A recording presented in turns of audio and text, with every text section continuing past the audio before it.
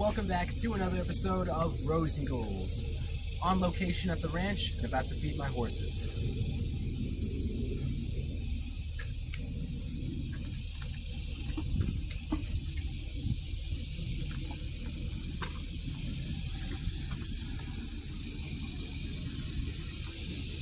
Now let's get into our hot topics for today. Starting it off with our She's Hot contest winner, being Miss Pretty Lunel.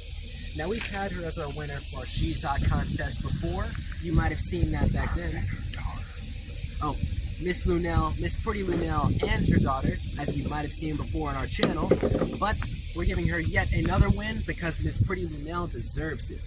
And if you don't know, Miss Pretty Lunel is a phenomenal comedian, and she travels with many different shows from across the country. So make sure to stay tuned for when she comes to your city.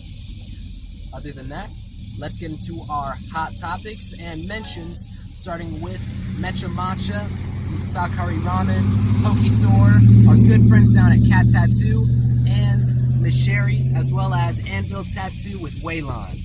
Now, if you're looking for the links, they're going to be in the link in the description below, along with all of their info and details. We'll see you in the next episode.